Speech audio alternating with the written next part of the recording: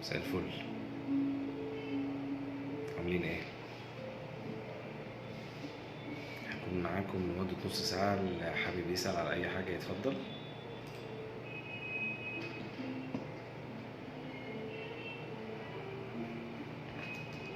معلش سامحوني مش بقدر أدخل لايف كتير، بس أنا بحاول على قد ما أقدر أكون معاكم عشان لو في أي أسئلة أو في أي حاجة مش واضحة في الدايت ممكن نقدر نجاوب عليها.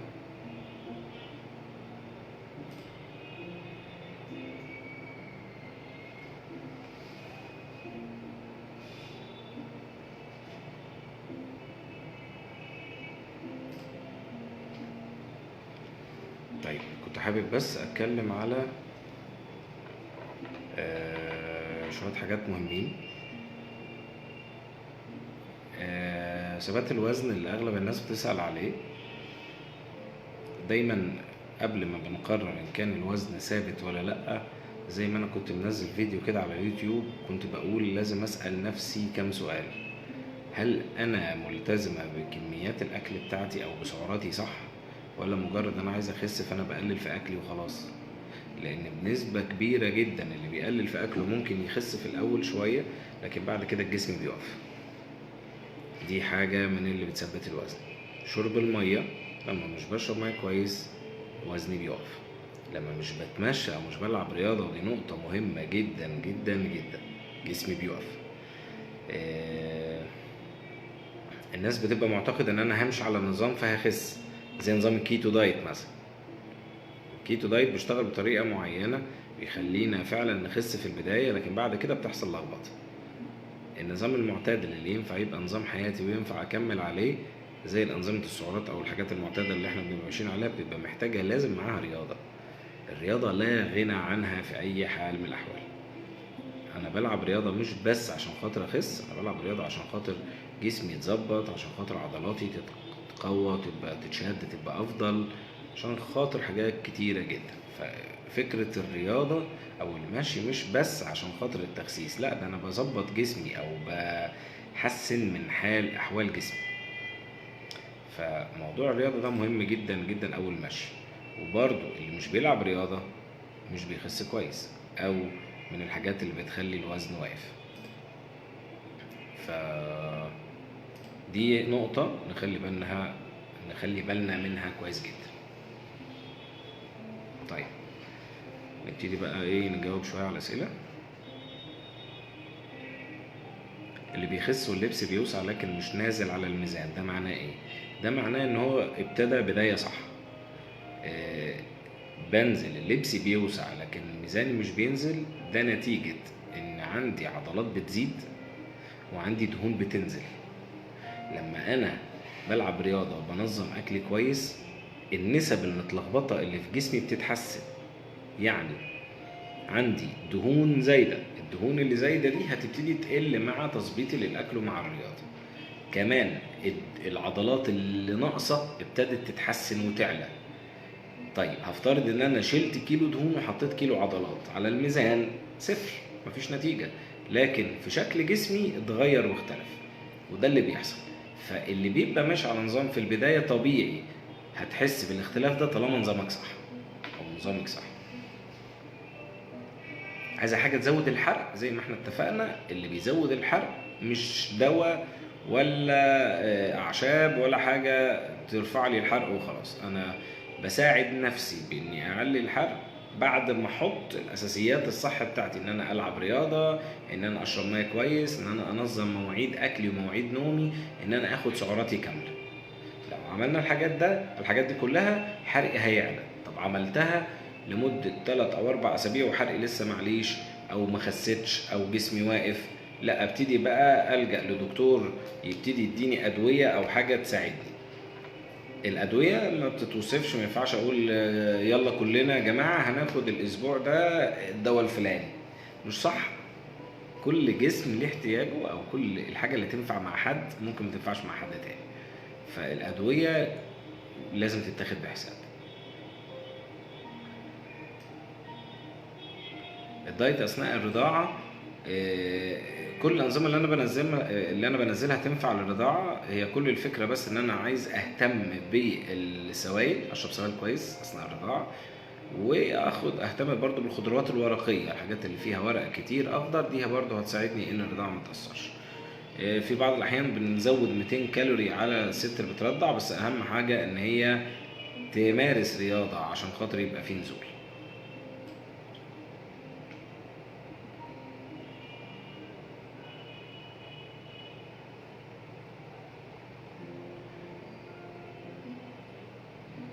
فيتامين زنك بيعمل امساك للمعده. مفيش حاجه اسمها امساك للمعده، بس يعني هو الزنك مش بيعمل امساك، لا.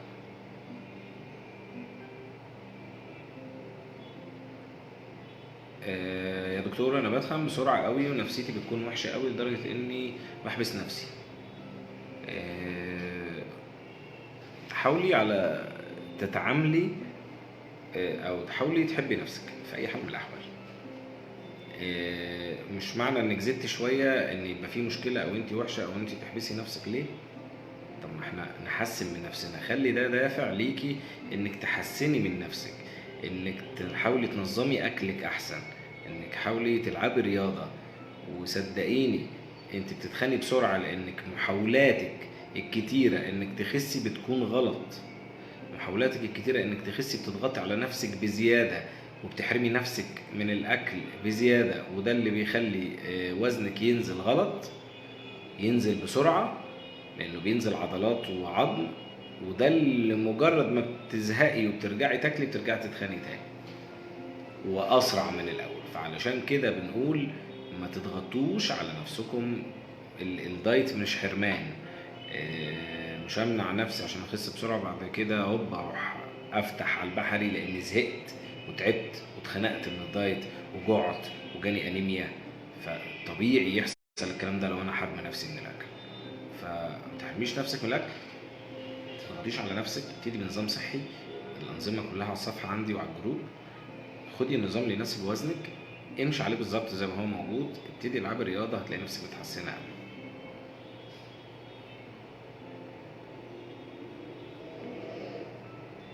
وحيد انسي بيقول لي الكرش يا دكتور ايه الحل؟ انت مفيكش اي حاجه وحيده اصلا عشان يطلع لك كرش. الاوميجا 3 حلو برضو للانيميا ولا لا؟ الاوميجا 3 من الفيتامينات او من العناصر المهمه للجسم بصفه عامه، مش للانيميا بس او مش للانيميا يعني. بتبقى موجوده في السمك، بتبقى موجوده في المأكولات البحريه بصفه عامه، موجوده في زيت الزيتون. الحاجات دي مهمه جدا عشان دهون الدم وبيعلي الحرق.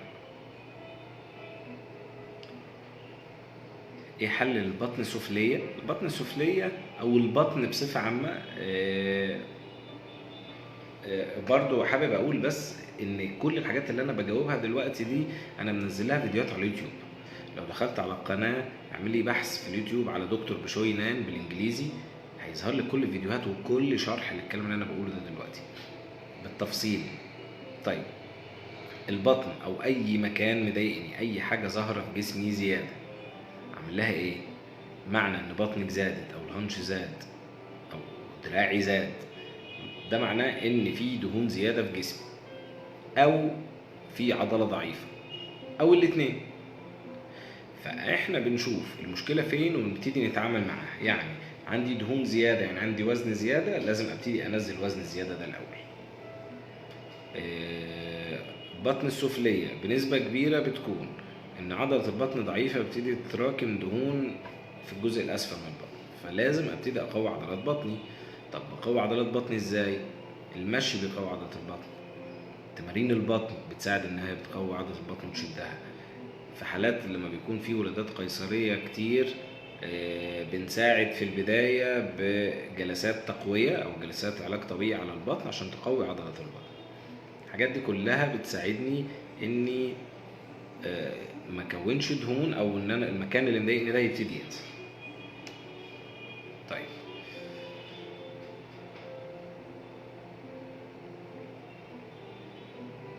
انا باخد فيتامينات كالسيوم وحديد وزنك وفوليك اسيد واوميجا. الفيتامينات دي بتتخن؟ لا مش بتتخن.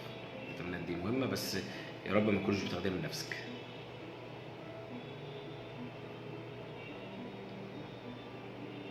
السؤال المعتاد دايما، انا ماشي على النظام الفلاني او انا مشيت على النظام بتاعك اللي انت منزله ده لمدة اسبوع، هغيره امتى؟ كل نظام انا بنزله بكتب. طبعا النظام دي الانظمة دي انا بنزلها عشان تاخد فئة كبيرة من الناس، فانا بحط رينج. يعني لما بقول 1400 سعر، فال 1400 سعر دول عشان ياخدوا فئة من 75 كيلو، سوري 1400 سعر، انا نسيت من 75 ل 60 او من 60 ل 75 كيلو، دي الفئة اللي هتناسبها ال 1400 سعر. طب انا امتى انقل على النظام اللي بعده؟ طب انت وزنك 75 كيلو، هتمشي على 1400 سعر لغايه لما توصلي 60. انا بحاول في انظمتي ان النظام ما يتغيرش كتير عشان يكون نظام حياتك. بحط كل المتغيرات في النظام. يعني وجبات الفطار هتلاقي 4 أو 5 انواع، الغدا نفس الكلام، العشاء نفس الكلام. فمش بغير النظام بتاعي غير لما انزل السعرات اللي قبلها، او سبت نفسي فزدت فهحتاج اخد السعرات اللي بعدها. دي الحاجة او الطريقة اللي انا اغير بيها السعرات بتاعتي. لكن انا بحاول ال 1400 سعر يبقى شامل. انت بتنوعي في الاكل براحتك، حتى لو هتخترعي حاجات جديدة بس في حدود المسموح بالاكل الصحي.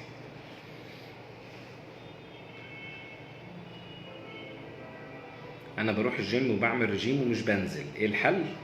حاولي الرجيم بتاعك اللي انت بتعمليه من نفسك مش صح. امشي على نظام دايت متوازن، يعني شوف النظام اللي انا منزله اللي يناسب وزنك ايه وامشي عليه مع الجيم. ولازم الجيم يكون في حد مسؤول عن الرياضة او مسؤول عنك، يوجهك ويقولك تعملي ايه بالظبط. انا اللي يهمني في حرق الدهون او يهمني في الحركة في المشي، في كحرق للدهون، يعني ان انا اتمشى نص ساعة او اعمل تمارين كارديو لمدة نص ساعة. ايه رايك في البطاطس المسلوقه؟ كويسه في الرجيم ولا لا؟ انا بكتبها في كل انظمتي بصراحه، وخصوصا في الصيام. حد بيقول لي طب انا هاخد عيش مع بطاطس، الاثنين نشويات عادي مش مشكله، يعني حتى لو زادت حاجه بسيطه مش مشكله. بص انا ما بحبش ابقى دقيق 100%، يعني انك تبقي ماشيه بالكف والنون. يعني انا همشي صح 100% على النظام ماشي، دي حاجه كويسه على فكره، بس صعب ان تلاقي حد، او قليل ان تلاقي حد يمشي 100%. زودنا سنه قللنا سنه مش هتفرق كتير، بس المشكله الاكبر بتكون ان انا ازود كتير قوي او ان انا اقلل في الاكل كتير قوي. يعني انا بكتب 5 وجبات في اليوم، حد بيقول لي كتير، انا بقول لك انا ادرى منك، انا بقول لك مش كتير. يعني انا بقسم السعرات بتاعتك على ال5 وجبات دول، فما دول مش كتير، بالعكس ده سعراتك واحتياجك. الناس اللي مشيت على النظام عارفه الكلام اللي انا بقوله، ان في الاول ممكن تكوني مش بتخسي، لما خدت سعراتك والتزمت بيها ابتديت تخسي وابتدى شكل جسمك يتظبط. ده نظام معتدل. في انظمه تانية تلاقيها لو كارب، يعني نسبه النشويات فيها قليله جدا. في انظمه زي الكيتو ده ما فيهوش نشويات اصلا. كل نظام له قواعده.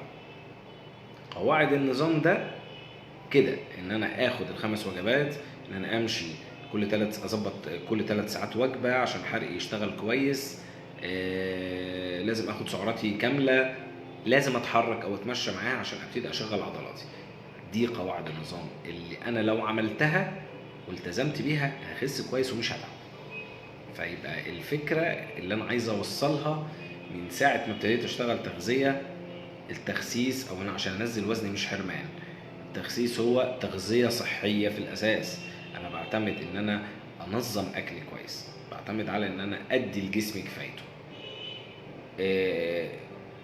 حد عايز يخس بسرعه، كل اللي بيفكر انه يخس بسرعه بيفشل فشل ذريع، لانه حتى لو نجح انه يخس فهو بيتعب، يجيله انيميا، الشعر بيقع، بتحصل مشاكل صحيه كتير نتيجه النزول ده. النزول السريع او ان انا اضغط على نفسي بتقليل اكل زياده عن اللزوم ممكن ينزل لي في الميزان، بس مش هينزل لي دهون كتير. واللي يعرف القصه دي حد عنده دهون على الكبد مثلا، دهون الكبد او الدهون اللي في الدم مش مجرد ان انا قطعت الاكل كله وقطعت العيش كله وقطعت الدهون وباكل اكله واحده في اليوم يبقى انا نزلت الدهون اللي عندي، هينزل جزء منها. لكن شوف الفرق مع حد مشي بطريقه صحيه وبياكل كويس جدا وبيلعب رياضه، مجرد 10 كيلو في نزول للوزن يفرق جدا في دهون الجسم ودهون الدم.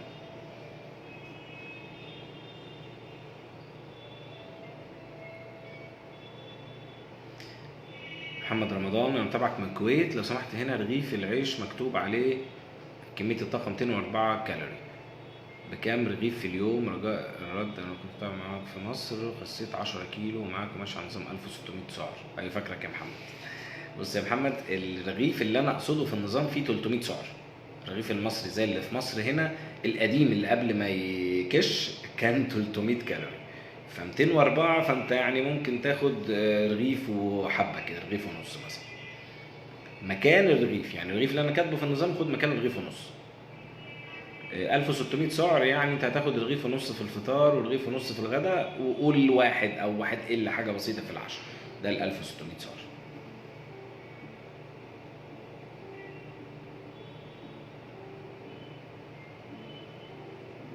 الاسئله بتطير. اسفه، بس النظام اللي فيه عيش هل ينفع مع مرضى السكر؟ ينفع مع مرضى السكر، بس احنا بيبقى لينا حسابات. يعني كل مرضى السكر اللي بيجي يتابعوا معايا انا مش بقطع العيش، مش بمشيهم على لو كارب مثلا، لا، احنا بنشوف مريض السكر دايما سكره عالي. طيب هو بيعمل ايه؟ مريض السكر بياكل اللي هو عايزه وبيزود جرعه الانسولين ومش بيتحرك. اعتقد ان اي حد لو مريض سكر دلوقتي بيسمعنا عارف هو بيعمل ايه كويس، قليل اللي بيكون منظم اكله. هو بيعتمد على الانسولين عشان خاطر يظبط السكر بتاعه، يعني بياكل اللي هو عايزه وبياخد انسولين. كل اللي انا بعمله غير كده، بالعكس انا ببتدي انظم اكلي بالسعرات. حتى لو كمية العيش اللي انا باخدها دي او اللي انا شايفاها في النظام ممكن فعليا تكون بترفع السكر، لكن بالنسبة للي هو كان بياخده اقل بكتير. ومش فكرة العيش بس، هو بياخد كمية نشويات مهولة من عيش شمسي مثلا او من عيش فينو. كل اللي انا بعمله ان انا ببتدي انظم كميات العيش بتاعته، حتى لو هي كسعرات يعني تناسبه او اعلى شوية، خليه يتمشى. لو اتمشينا بنحرق معدل السكر الزيادة. مع تجربة مع مريض السكر او مرضى السكر اللي بيتابعوا معايا، احنا بنوصل ان احنا نقلل جرعة الانسولين لاكتر من النص. طب ما هو لو العيش هيضرهم ما كانوش حسنوا، ما كانش نسبة السكر في الدم نزلت واحتاجنا ان احنا نقلل انسولين. الاستسهال هو اني امنع العيش فالسكر هيتظبط فامشي في السكة دي، لا احنا بناكل كويس ومع المتابعة طبعا بتختلف. يعني الكلام اللي انا بقوله ممكن واحد ينفع معاه وواحد لا، بس بنسبة مثلا اكتر من 3/4 الناس اللي عندها سكر بينفع معاها الكلام ده كويس جدا. اتمشى نص ساعة كل يوم على الاقل، ابتدي اخد السعرات بتاعتي حتى لو قللت منها 200 كالوري مفيش مشكلة. ببتدي اتابع تحليل السكر بتاعي بصفة يومية، بشوف لو ابتدى ينزل عن المعدل بتاعه مثلا تحت ال100 ببتدي اقلل جرعة بتاعت بالليل وبعد كده اقلل جرعة الصبح. لما يبقى في دكتور باطنة قريب يعني نقدر نتعاون مع بعض بنظبط القصة دي. لكن اللي انا بشوفه ان احنا في خلال فترة قليلة جدا بنقلل جرعة الانسولين لأقل من النص.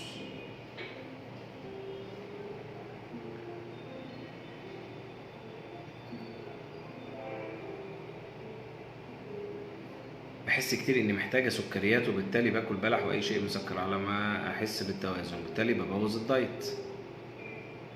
المفروض اعمل ايه؟ برضه مشكلة كل الناس بتعملها. انا بعمل دايت فاروح اقطع النشويات واكل اكلة او اكلتين في اليوم، عدى على لغاية نص اليوم انا كده زي الفل تمام وماشي على الدايت مظبوط.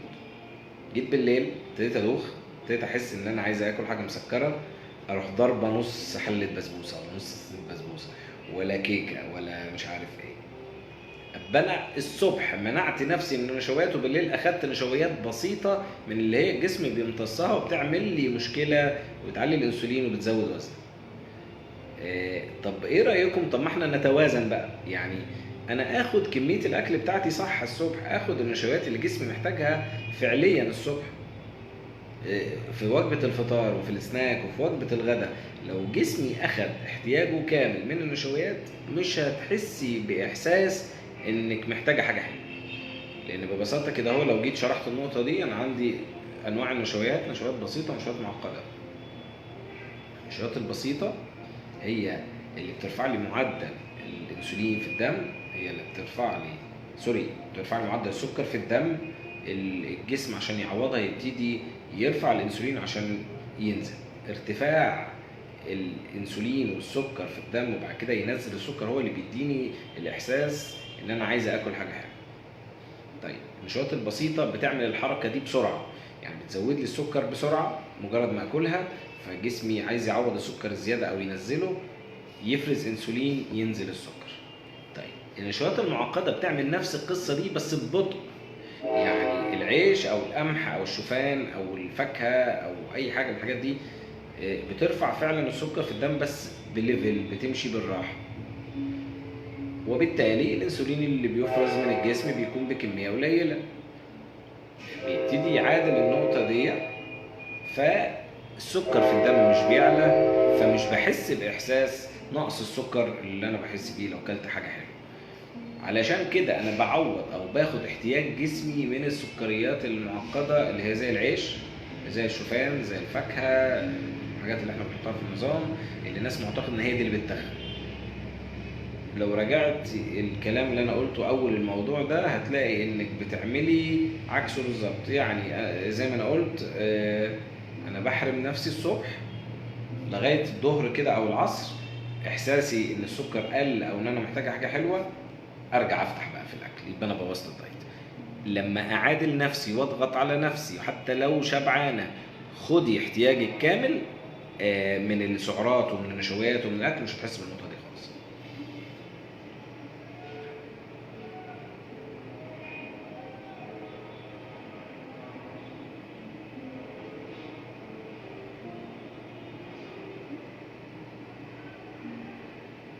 تحياتي من الجزائر، اهلا بكل اهل الجزائر. حازم بيه هكلمك.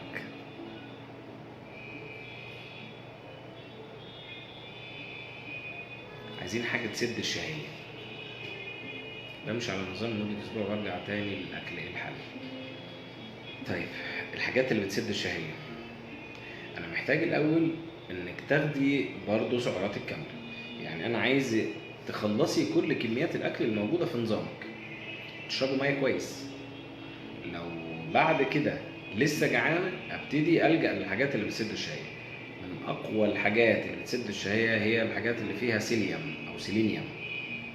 مواد السيلينيوم او ماده السيلينيوم هي من المواد الامنه اللي هي بتملي المعده.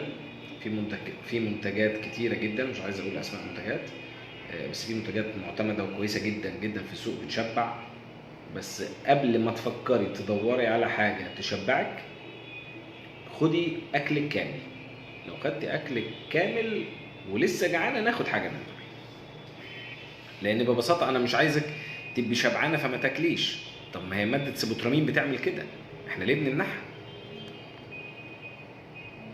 احنا بنمنع ماده السيبوترامين لان هي بتخليكي ما تاكليش اليوم كله، بغض النظر عن اضرارها طبعا. ان السيبوترامين هي المواد على فكره اللي متداوله ادويتها على النت، اللي هي بتشتروها من على النت بارقام فلكيه يعني. دي بتحتوي على ماده السيبوترامين اللي بتسد النفس. مفهوم انا عايز اصلحه ليه. اخس مش معناه ان انا ما اكلش، اخس مش معناه ان انا اسد نفسي. انسوا المفهوم ده خالص. الكلام ده بيبقى محتاجه يا دوب 20% مثلا من الناس اللي بتعمل دايت، اللي هي بتاكل فعلا كتير. لكن اكتر من 80% منكم او من الناس اللي انا بشوفها عشان بتخس ما بتاكلش كويس. مجرد ما برجعهم ياكلوا كويس بيخسوا، طبعا مع الرياضه. فما تفكريش في نقطه ان انا عايزه حاجه تسد شهيتي، لا. كلي الاول، خد احتياج جسمك، ولو لسه جعانه ناخد حاجه تسد شهيه.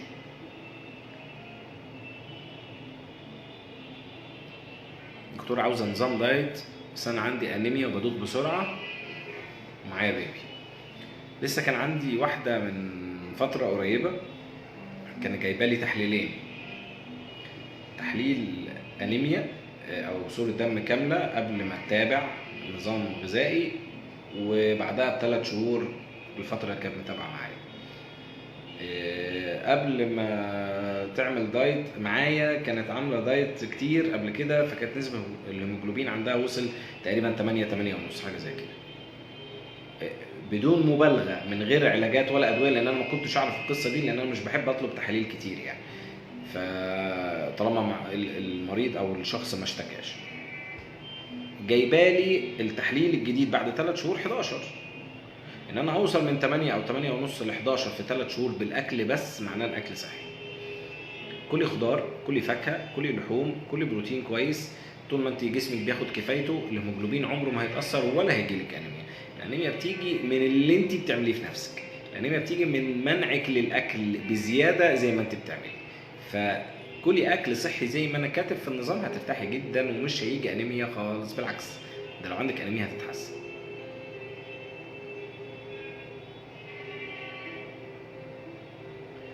في اسئله كتير مكتوبه، انا وزني كذا وطولي كذا، اخد نظام ايه؟ سامحوني، انا حاطط تفصيله للنظام. الكلام اللي هقوله ده دلوقتي مهم جدا.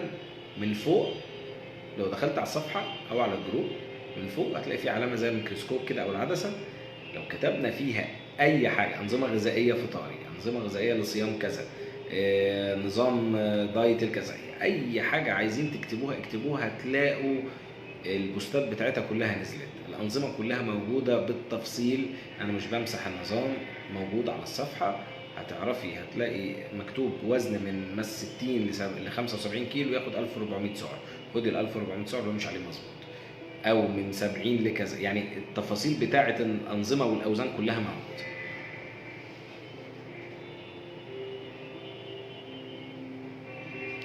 بالنسبه للناس اللي بتنزل وبترجع متاخر، عشان برضو دي من الحاجات المتداوله جدا، انا بفطر الصبح ماشي، بس انا برجع الساعه 6 فبتغدى الساعه 6، هعمل ايه؟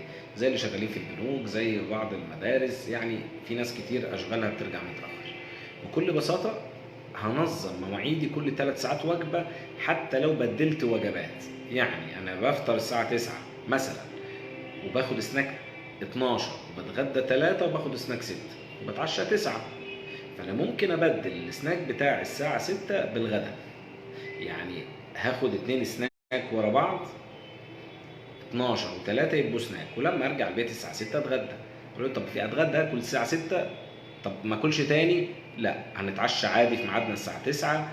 الكلام ده مش صح 100%، بس انا بدور على حاجه تناسب اسلوب حياتي اللي هو مش هيتغير. خلاص انا بشتغل في بنك، واسلوب حياتي هيفضل كده مش هيتغير، انا هرجع كل يوم الساعه 5، فوجبه الغداء بتاعتي الساعه 6 7، هعمل ايه؟ خلاص اتعامل مع هذا الوضع، بس احاول اظبط نفسي احسن، يعني ما ينفعش اقعد من وجبه الفطار الساعه 7 ولا الساعه 8 لغايه الساعه 6 بالليل ما اكلش. مهمه جدا ان انا اشغل معدتي كل 3 ساعات، دي نقطه مهمه وهتساعدني كتير ان جسمي ياخد كفايته، وفي نفس الوقت الحرق عندي يبقى شغال. دكتور انا بعمل رياضه بعد الفطار، هل استفيد من الرياضه وانزل وزن؟ انا بعد الوزن نزلت 15 كيلو وصار لي شهر واقف. طيب الرياضه ميعادها الصحيح او ميعادها الصح قبل الوجبه بنص ساعه او بساعه، او بعد الاكل بساعتين، يعني ما يكونش في اكل في معدتك وانت بتلعب رياضه، دي نقطه مهمه. اصح وقت هو قبل الفطار، يعني هفطر هلعب رياضه وبعد كده افطر. معلومه ان ما ينفعش اكل بعد الرياضه على طول، كلام مش صح. كلي بعد الرياضه على طول، مفيش اي مشكله، خدي الوجبه بتاعتك. طيب ما ينفعش اشرب وانا بلعب رياضه، برضو معلومه مش صح. اشربي، ده اهم حاجه ان جسمك ما يعطش او ما تدخليش جسمك في حاجه جفاف. اثناء الرياضه بفقد ميه كتير، فما ينفعش امنع الميه، بالعكس ده عايز اعوض الميه اللي جسمي بيطلعها. ادويه رفع الحرق انا شخصيا بكتبها، بس الانواع الامنه منها. طب ايه الدواء اللي ينفع؟ مفيش حاجه اسمها الدواء ده ينفع مع كل الناس، حتى لو الدواء امن 1,000,000%، ممكن ينفع معايا وما ينفعش معاكي. فما ينفعش دواء يتاخد على الملأ او نقول الدواء ده كويس او الدواء ده وحش. الادويه الوحشه معروفه، دي حاجات اللي زي اللي بتتباع على النت يعني. لا دي وحشه ومضره جدا، فيها ماده سيبوترامين، الماده دي بتزود ضربات القلب، بتعلي انزيمات الكبد، بتعمل صداع، بتعمل زغلله في العين، بتعمل مشاكل كتيره جدا جدا. فخلينا نمشي طبيعي. افضل حاجه انك تظبطي اكلك وتلعبي رياضه. انا اي حد بيجيني عمري ما ببتدي من اول كشف مثلا معاه بدواء، الا لو فعليا حرقه ضعيف. بنبتدي بنظام صحي، بنبتدي برياضه. لو بعد المتابعه الوزن ما نزلش كويس ببتدي اساعد بادويه.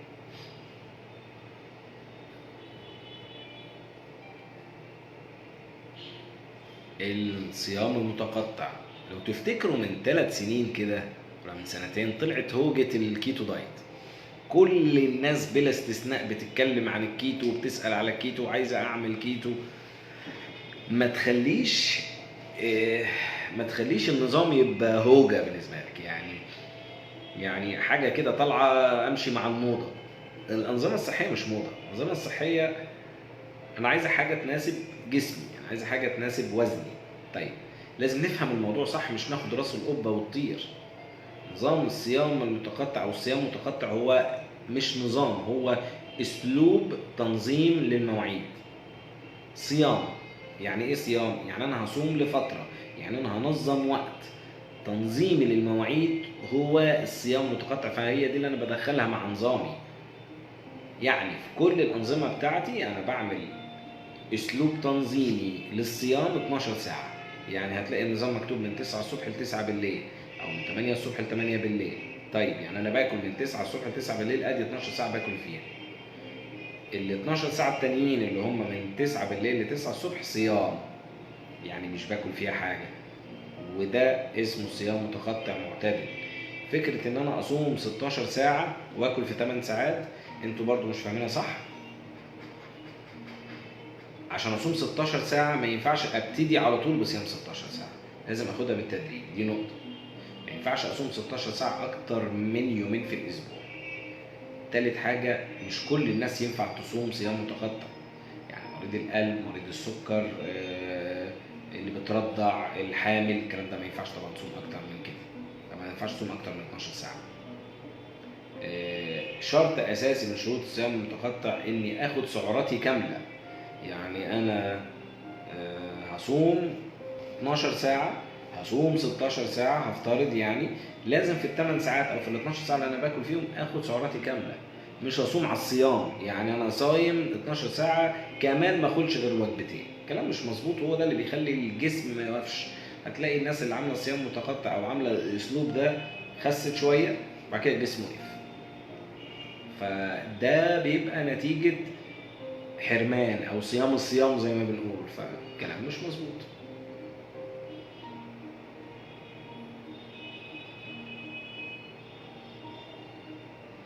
بنحاول دايما موضوع الفاكهة ان احنا نخلي الفاكهة كوجبة وحدها مستقلة، وابعدها عن الاكل عشان ما تعمليش عسر هضم. منها هتساعدني ان انا اخدها بعد 3 ساعات دي بعيد عن الاكل عشان عسر الهضم، ومنها ان هي اعتبرها وجبة تشبعني. فنحاول نبعد الاكل عن الفاكهة. انا عارف الصعايدة يحبوا يدبوا الفاكهة بعد الغدا على طول. عايزين نغير العادة دي يا جدعان.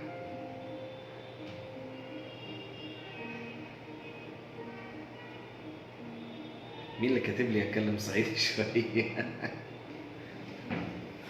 ما انا لو كلمتكم صعيدي هتقفلوا في وشي.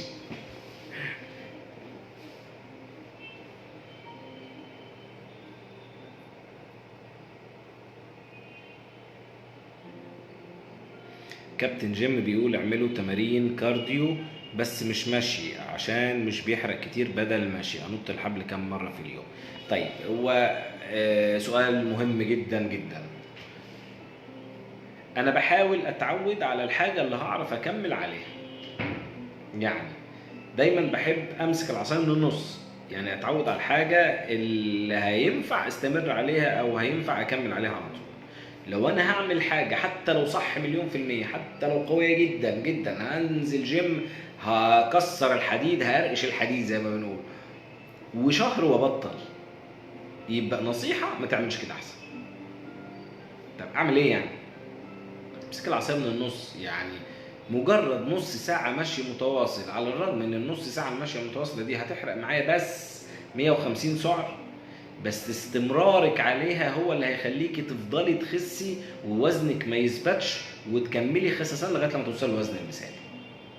لكن هنزل العب جيم ساعتين كل يوم، جميل، لمده شهر، حلو جدا، كل يوم هحرق لي بتاع 400 سعر مثلا في الجيم ولا حاجه.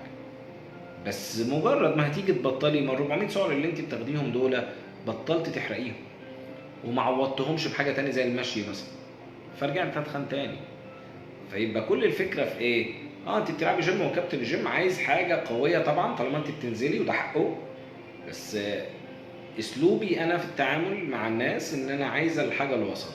انا بشجع الناس جدا اللي بيحب يروح الجيم انه يروح، بس مثلا كبدايه انت اول مره تروح الجيم فما ينفعش انزل العب ساعتين، هلعب نص ساعه، بعد كده هزود بالتدريج ساعه، بعد كده هقسم الرياضه بتاعتي شويه كارديو وشويه ويت ليفتنج، يعني ابتدي اقوي العضلات بتاعتي، اشتغل صح علشان خاطر لما اجي ابطل او ارجع ان انا اتمشى بس الاقي نتيجه كويسه او ما اتخنش يعني.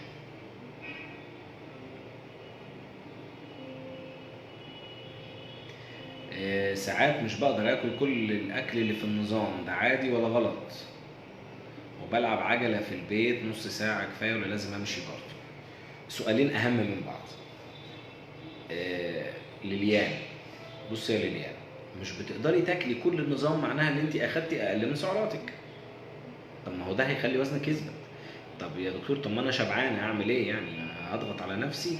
لا، انا ممكن اقسم الوجبه على 2، بس انا عايز المجمل اخر اليوم تكوني اخدت سعراتك كامله.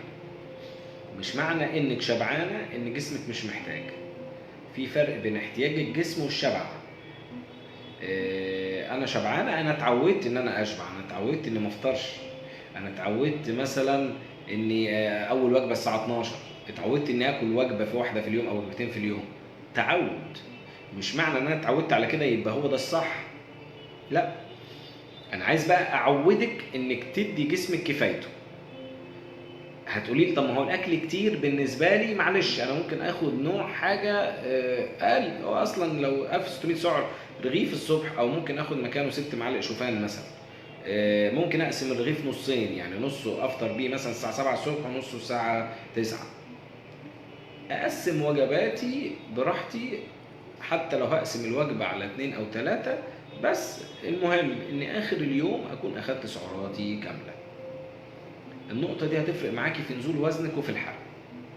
لكن انك شبعتي فما كملتيش سعراتك، لا، ده هيخليكي ما تحرقيش.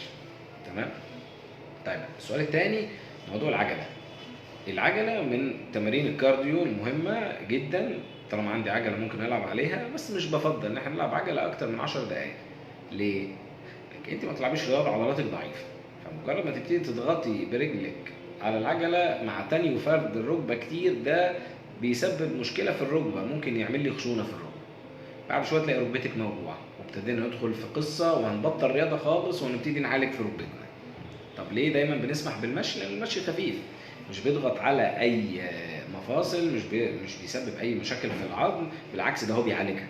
احنا اي حد بيجي لنا يعمل علاج طبيعي بنبتدي نخليه يتمشى، بنقول له اتمشى كل يوم نص ساعه او ساعه على حسب طبعا سنه وحسب طاقته، بس ده اللي هيساعد معانا في نزول الوزن وفي العلاج.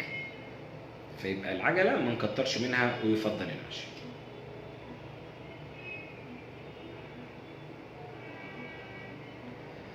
لما الوزن بيثبت بعد ما اكون اخدت احتياجي كامل من السعرات، بعد لما اكون اتمشيت او بلعب رياضه كل يوم، بعد ما اكون شربت ميه كويس، بعد ما اكون ظبطت مواعيد نومي ومواعيد اكلي، هحفظكم. عايزين نحفظ. يبقى انا هعمل الحاجات دي الاول، هتاكد ان سعراتي كامله، هتاكد اني بشرب ميه كويس، هتاكد اني بلعب رياضه، هتاكد ان مواعيد نومي مواعيد اكلي مظبوطه. هبتدي انتظم على الكلام ده من 4 ل5 أسابيع. لو لسه وزني ثابت هروح اعمل 3 تحاليل. هعمل تحليل غده درقيه، هعمل صوره دم كامله عشان اشوف في انيميا ولا لا، هعمل فيتامين د. طيب ال3 تحاليل دول هم اللي بيبينوا لي اذا كان في مشكله توقف لي الحرق ولا لا. لو عندي انيميا الحرق بيقل، لو عندي فيتامين د ناقص الحرق بيقل، لو عندي الغده طبعا بيقل الحرق. لو عالجت المشاكل دي مع تظبيطي للاكل، مع نظامي بصفه عامه، يعني اظبط اكلي والحاجات اللي احنا قلناها فوق دي، هتلاقي نفسك بتخس كويس جدا.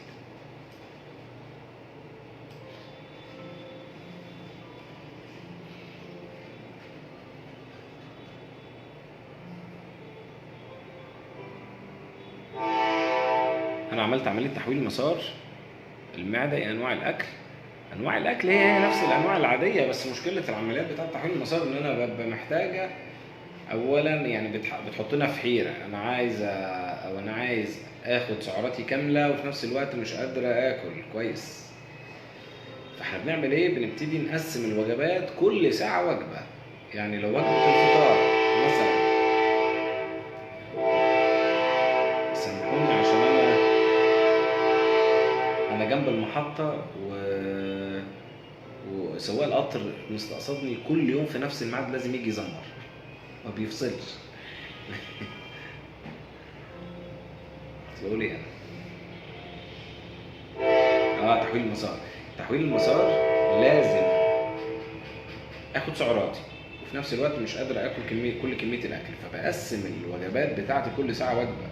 يعني لو انا مثلا هاخد رغيف في الفطار، طب هخلصه ازاي؟ هاخد ربع رغيف كل ساعه، ربع رغيف بحته من البيضه او بجبنه او بزبادي، حاجات خفيفه كل ساعه هشغل معدتي. مش قادر اكل ربع رغيف، ممكن اخد معلقتين رز او معلقتين مكرونه في الغداء مثلا، او اقسم مثلا لسان عصفور. المهم ان انا اقسم وجباتي، ان شاء الله اكل 12 وجبه. ليه؟ طب ما انا ما اكلش واخلص. لا، ما انت بعد لو ما اكلتيش هيجي عند مرحله بعد ما يكون وزنك خس مثلا 10 15 20 كيلو والوزن ابتدى يثبت. في ناس بتخس 30 كيلو والوزن يثبت، بيرجعوا لنا طب ايه انا عملت عمليه ووزني وقف. وزنك وقف لان برضو نفس النقطه اللي جسمك ما يعرفش انت عملت عمليه ولا ما عملتيش. انت جسمك عايز كفايته، محتاج انه ياخد كفايته عشان يخس، انت ما اديتلوش كفايته. فاحنا بنحاول نتعامل مع وضع العمليه ان احنا نقسم الوجبات بتاعتنا او ناخد حاجات خفيفه. المهم ان جسمي ياخد سعراته كامله. الناس اللي مش قادره تعمل دايت او بتكسل او تعبانه، انا منزل شويه تحديات لو طبقتوهم هتلاقوا نفسكم بتخسوا من غير ما تحسوا. يعني ايه هنعمل ايه؟ يعني في تحدي السكر، يعني انا امنع السكريات. برضو اكتبوا الكلام ده في البحث وهتلاقوه بالفيديوهات وهتلاقوه على الجروب وعلى الصفحه. اكتبي تحدي السكر. تحدي السكر ده احنا بنمنع السكريات خالص. ممكن تقللي بالتدريج وممكن تمنعيه خالص. التحدي فكرته ان انا اقطع سكر واقطع اي حاجه بتحط لي سكر، اللي هو سيمبل كربوهيدراتس او النشويات البسيطه جوه الجسم. دي هتساعدني كتير اني اخس. تحدي الكسل ان انا ابطل كسل وابتدي اتمشى حتى لو مش منظمه اكلك، يعني تمشي كل يوم نص ساعه ده هيساعدك كتير انك تخس. تحدي الموالح او الحاجات المالحه اللي بتخزن لي ميه في جسمي، المخللات والملح والحاجات دي. وتحدي المقليات ان انا امنع اي حاجه مقليه والفاست فود والحاجات الموضوع. التحديات دي لو اخدناها بالتدريج كده واحده واحده، حتى لو مش بعمل دايت، يعني ابتديت اغير حاجه فيهم، هحس بتغيير كبير في جسمي. ابتدي غيروا من نفسكم وابتدوا غيروا من اسلوب حياتكم. كل الفكره ان انا اعدل اسلوب حياتي، مش ان انا اعمل حاجه مؤقته تخليني اخس. اكتر حاجه تخليني افشل في الدايت وافضل طول عمري بعمل دايت ان انا بفضل ادور على حلول سريعه. انا مش عايز اتعب نفسي، عايز اخس بسرعه، عايز اخس 50 كيلو في شهر. زهقت من كتر الدايت، زهقت من كتر الرجيمات. احنا مش بنمشي بحاجه صعبه. نظام الدايت بتاعنا متوسط. يعني ايه؟ يعني معتدل، يعني ما فيهوش حرمان، ما فيهوش حاجه صعبه ولا قاسيه تخليني اتعب ولا تخليني امل. هو نظام حياه، يعني لو اتعودت عليه واستمريت عليه هخس ومش هرجع اتخن تاني. هو نظام متوازن ومتكامل عشان خاطر يديني كل كفايه جسمي.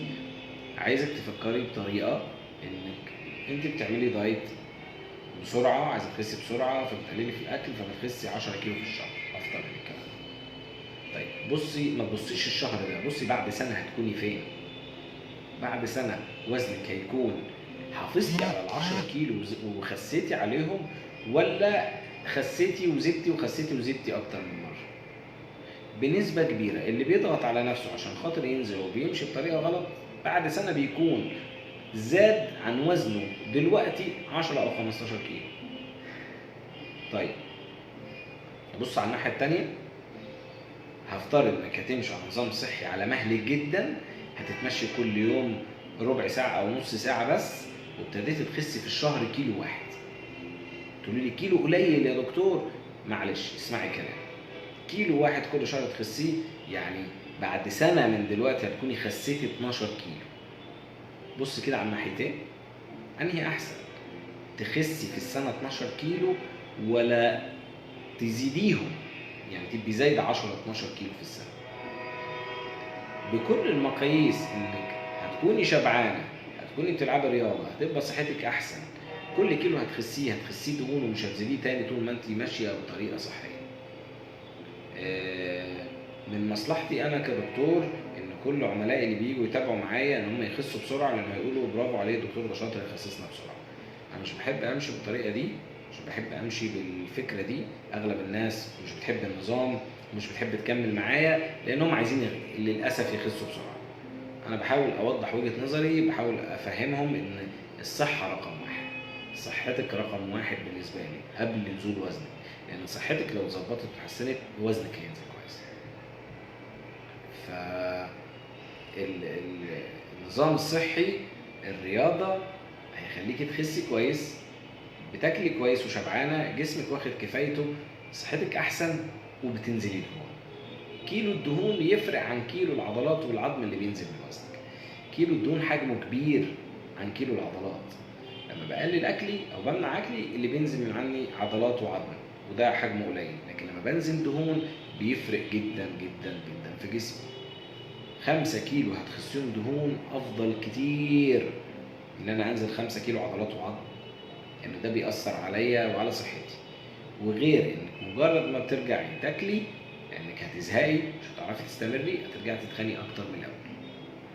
فيبقى التزامك بالنظام الصحي هيريحك على المدى الطويل، مش مجرد انه دلوقتي وخلاص. الحالات اللي بتتابع معايا اونلاين على دير يور بادي، الحالات اللي بتتابع معايا في السنتر، والناس اللي بتاخد النظام بتاعي من على الصفحه وتمشي عليه مظبوط بالتعليمات صح، من غير تأليف ولا فتي ولا تشغيل دماغ ولا فهلوه، بيشوفوا نتائج ممتازه. وفي اكتر من بوست احنا كنا منزلينه انت خسيت قد ايه والكلام كله واضح. هي الفكره كلها انا ممكن امشي على كيتو دايت واخس، ممكن امشي على نظام لو كارب واخس كويس جدا، بس هل خسيت وصحتي كويسه؟ هل خسيتي ومن غير اي مضاعفات او اي مشاكل صحيه؟ في ناس بتمشي ممكن حاجه تناسب وزنها. انا مش بقول ان نظامي صح 100%، مش بقول ان انظمتي ممتازه مع كل الناس، لا، بس الاغلبيه هو ده اللي يناسبنا. احنا كشعب مصري بنشتغل كتير، بنتحرك كتير، محتاجين مجهود، محتاجين طاقه. ست البيت بتشتغل اليوم كله، بتنهت مع عيالها، ما ينفعش ما تاكلش. الصعايده يعني المعاناه كلها شغل وشغل في البيت، وستات هنا في الصعايده بيطحنوا فعلا، وخصوصا بيوت العائلات، شغل كتير ما ينفعش ما تاكلش. رجاله الصعايده هنا الشغل وشقاء حاجه صعبه. الناس اللي بتشتغل بره، كل الناس. احنا كشعب مصري فكره اني ما اكلش دي كارثه. ف ما تقلليوش في الاكل، نظموا اكلكم. اللي لسه ما جربش يجرب الطريقه، مش هتخسر حاجه. عملت رجيم كتير ومشيت على نظام كتير، مش هتخسر حاجه لما تجربي وتمشي على النظام الصحي واصبري. مفتاح النجاح هو الصبر والالتزام. اصبر شويه والتزم شويه، هلاقي نتيجه كويسه جدا جدا، وتخس كويس جدا جدا. طولت عليكم، يا رب اكون جاوبت على حاجات كتيره. راجعوا اللي لسه جاي يعيد الفيديو من الاول. ادخلوا على قناه اليوتيوب، الحاجات دي كلها انا مجاوب عليها. اكتبوا دكتور بشوي نان بالانجليزي على قناه على اليوتيوب، على الابلكيشن بتاع اليوتيوب. الجروب هتخس من غير ما تحس، هتلاقي فيه كل حاجه ومتابعات. الصفحه هنا بننزل عليها الانظمه وبننزل عليها الرياضه. شدوا حيلكم، بالتوفيق دايما.